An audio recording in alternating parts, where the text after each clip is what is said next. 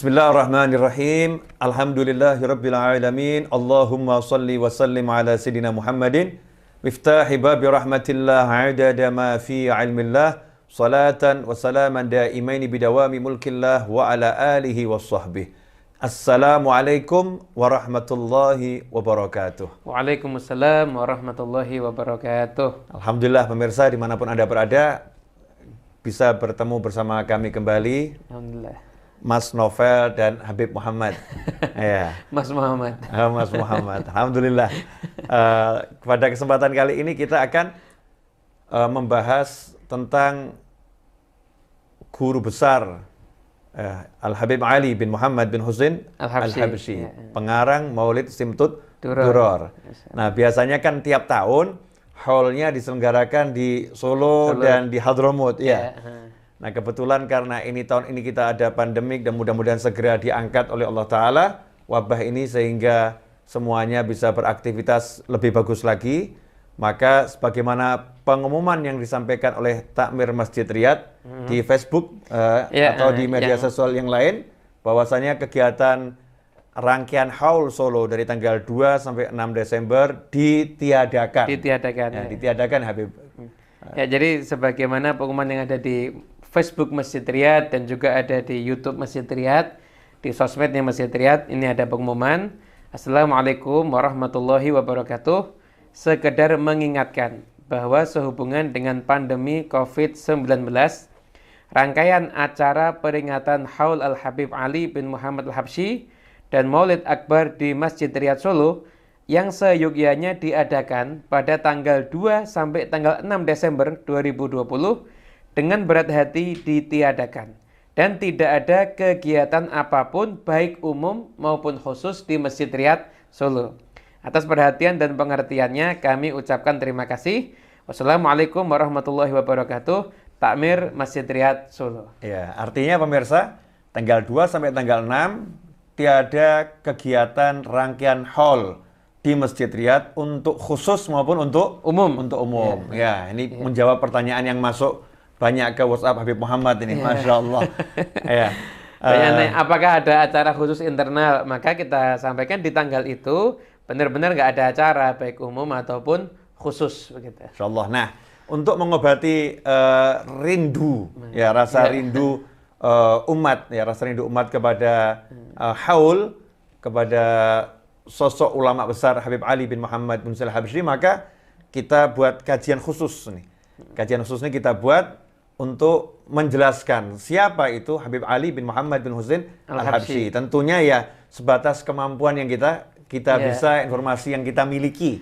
Nah, ini alhamdulillah Habib Muhammad kan masih keturunan langsung dari Sohibul Haul. Ya. Habib Muhammad bin Husain bin Habib Anis bin Habib Alwi bin Habib Ali bin Muhammad bin Husain Al-Habsyi.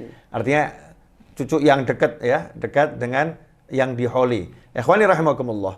Nah, saya melihat satu hal yang istimewa dari Habib Ali ini, Habib Ali Habsyi, Habib Muhammad, kakek antum ini ya, punya keistimewaan, bahwasanya beliau pernah berkata, Robat nih, aku dibesarkan oleh seorang wanita. Seorang wanita. Ya, dibesarkan oleh seorang ibu, ya, seorang wanita, bukan dibesarkan oleh seorang ayah. Ya, meskipun beliau sempat tinggal beberapa tahun, ya, setahun atau 2 tahun bersama ayahnya. Karena harus terpisah. Jarak ayahnya bertugas di Mekah, sementara Habib Ali tinggal di Hadramut, di Yaman. Dibesarkan oleh seorang wanita. Habib bisa cerita bagaimana masa kecil Habib Ali dengan ibunya ini? Jadi Habib Muhammad bin Husain, ayahnya Habib Ali, itu seorang pendakwah yang siang, pagi, malam itu mungkin seluruh waktunya itu dicurahkan untuk berdakwah. Namun jangan salah paham sampai ada menganggap itu berarti nggak ngurusin anak. Enggak. Justru anaknya itu dapat doa dari orang-orang soleh karena dakwahnya orang tuanya. Nah, sebagaimana Habib Abdullah bin Husain bin Tahir, mu'alif kitab Sulamut Taufik, beliau pernah menyatakan ini Muhammad bin Husain ini dakwahnya luar biasa. Nanti Allah akan mewujudkan di antara keturunan-keturunannya itu akan banyak orang-orang yang soleh nanti. Masya Allah. Masya Allah. Nah, mudah-mudahan antum termasuk salah satu dalam doa tersebut. Habib. Amin, amin, amin. Ya, kalau tidak pantas semoga dijadikan pantas. Ma'lutuf wal afiyah, insyaallah gitu. Insyaallah. Jadi Habib Ali kemudian karena ayahnya itu dakwah, maka beliau sebagian besar waktunya itu dihabiskan bersama dengan ibunya. Ibunya yang membimbing, ibunya yang mengajari beliau segala macam tentang kehidupan ini. Dan beliau pun juga tentunya punya guru-guru syariat yang lainnya ya. Sebagai sanad beliau belajar ngaji Al-Quran dan lain sebagainya. Namun ibu itu berperan penting sekali dalam kehidupan Habib Ali. Bahkan dalam salah satu redaksi kalam beliau itu, beliau pernah menyampaikan bahwasanya ibunya Habib Ali itu, setiap Habib Ali kecil mau tidur itu selalu dituntun untuk doa, ya Allah ampuni semua orang yang mengganggu aku, menggunjing aku, dan berbuat kurang baik kepada aku. Masya Allah, itu ajaran ibunya dari kecil. Ajaran ya? ibunya dari kecil. Dan mungkin pemirsa juga harus paham ya, bahwasanya ibu dari Habib Ali ini dicari oleh ayahnya. Artinya Habib Muhammad nih sebelum menikah dengan ibunya Habib Ali, beliau mencari keliling kota, cari wanita yang betul-betul solihah dan berilmu ya. Solihah dan berilmu. Yang memang biar bisa bantu saya mengajar, bantu saya untuk berdakwah. Sebagaimana diceritakan oleh Habib Ali di dalam Wasaya wal Ijazat, di situ kan diceritakan ya. Jadi ayah beliau, ayah Habib Ali, cari seorang wanita yang solihah dan alimah. Bukan sekedar solihah, tetapi betul-betul berilmu dan pandai berdakwah. Sehingga diceritakan waktu setelah menikah dengan ibunya Habib Ali, kemudian diboyong pulang ke kotanya, baru tinggal di rumahnya Habib Muhammad beberapa hari, itu sudah membuat majelis ya. Buat majelis untuk ibu-ibu, sehingga ada satu nenek-nenek yang seumur hidupnya belum bisa sholat dengan baik, akhirnya bisa menjadi sholat dengan baik karena ibunya Habib Ali ini ya. Itu pernah disampaikan waktu hal beberapa tahun yang lalu dari setelah seorang cucu Habib Ali juga, Habib Muhammad bin Husain bin Ahmad yang di Rumah sana, beliau menyampaikan ketika Habib Muhammad tuh mau nikah kan cari siapa perempuan yang solehah yang bisa diajak untuk berjuang dakwah itu. Akhirnya ditujukan pilihannya ke Hababah Alawiyah Al-Jufri. Ibunya Habib Ali. Ibunya Habib Ali ini. Namanya Alawiyah ya. Alawiyah binti Husain Al-Hadi Al-Jufri. Akhirnya ketika itu terjadi pernikahan dan malam itu langsung nikah. Jadi hari itu ngelamar, malamnya langsung akad nikah, besok pagi langsung diboyong diajak pergi dakwah. Masya Allah. Nah ketika itu di kota wajar kan terjadi bisik-bisik tetangga. Hari ini acara pernikahannya kok nggak meriah. Kemudian setelah itu kok kita kesian lihat anak perempuan ini kok sudah diboyong diajak dakwah. Nah, karena waktu itu yang menjodohkan itu kan Habib Ahmad bin Umar bin Smith. Dai besar. Dai besar itu yang hidupnya juga dakwah juga ini Habib Ahmad bin Umar bin Smith. Dengar komentar orang-orang, beliau diam aja. Sampai akhirnya Habib Muhammad bin Smith kirim surat. Bahwasanya ini istrinya berdakwah, akhirnya ada nenek-nenek seumur hidupnya nggak pernah sholat. Diajarin sampai akhirnya bisa sholat. Meninggalnya waktu sholat. Masya Allah. Yang tadi saya sampaikan. Yang tadi disampaikan sama itu meninggalnya ketika sholat. Dan itu hasil dakwah dari ibunya Habib Ali. Jadi waktu yang singkat itu kan bisa, insya Allah kan menyelamatkan orang kan. Menyelamatkan orang akhirnya bisa meninggal dalam keadaan husnul khatimah. Ini suratnya Habib Muhammad bin Husain disimpan sama Habib Ahmad. Tunggu sampai hari Jumat. Hari Jumat selesai khutbah, beliau klarifikasi di depan masjid ngomong sama semua masyarakat. Ketahuilah pernikahan kalau hasilnya kayak begini, yang ngerayakan bukan manusia, malaikat harusnya. Masya Allah. Ini jadi pemirsa, Habib Ali punya ibu yang solihah dan alimah, seorang ibu yang keilmuannya luar biasa, kesolihannya luar biasa. Punya ayah mufti Mekah dan Madinah, Habib Muhammad bin Husain Al-Habsyi. Nanti kita akan jelaskan bab ayahnya. Kita masih seputar hubungan Habib Ali dengan ibunya. Saya masih ingat, Habib, kalau Habib Ali itu memang sejak kecil memang ditinggal sama ayahnya dakwah ke berbagai daerah.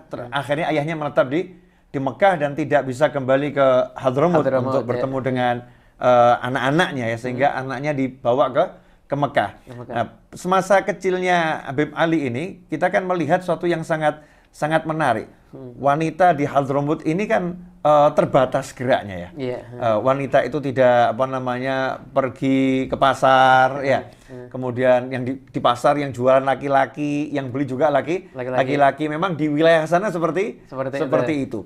Sehingga waktunya di rumah itu Habib Ali betul-betul bersama dengan ibunya, waktu yang sangat berharga betul. Quality time.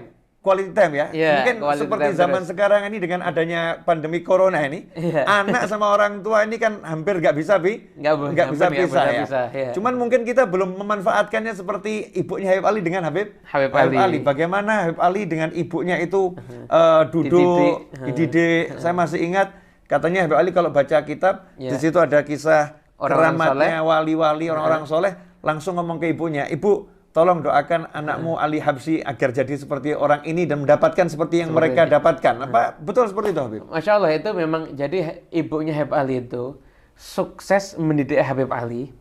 Di antara salah satu barometer kesuksesan itu, Habib Ali dari kecil mengidolakan orang-orang yang tepat. Masya Allah. Jadi kalau anak kita kan sekarang siapa yang diidolakan? Kan mungkin kartun atau apapun juga.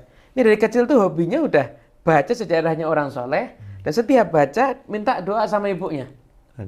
Minta doa sama ibunya. Dan yang satu pendidikan ibunya tadi ngajarin kekuatan mental. Habib Ali itu kan kalau maghrib di masjid, biasa namanya anak kecil usia gitu kan main, itu kan main. Itu pernah suatu ketika Habib Ali jubahnya ketinggalan. Jadi ibunya Habib Ali kembali ke rumah dan jubahnya ketinggalan. Jadi pakainya udah kayak pakaiannya orang soleh, jadi dan ini pakainya orang soleh, jadi pakai jubah begitu. Tapi ayo diantar ke masjid sama ibunya, Sampai di masjid, paling gantung jubah ada di tiang dulu. Tiang itu kayak ada tempat untuk menggantungkan jubah atau menggantungkan baju Pakaian, kalau orang mau pakaian itu, kalau orang mau nyantai. Paling nyari di tiang itu nggak ada. Tiba-tiba udah keluar itu muncul sesosok begitu ngasihkan jubah itu. Makhluk ya? Makhluk yang ngasihkan jubah itu. Habib Ali, ini saya simpankan buat kamu. Terima kasih Habib Ali. Subhanallah Habib, gimana seorang wanita bisa mendidik anak itu punya mental yang kuat. Habib Ali ketika lihat itu nggak lari. Coba bayangkan kita dari tiang keluar orang. Kira-kira gimana? Sesuatu makhluk gitu. Insya Allah kita kabur gitu.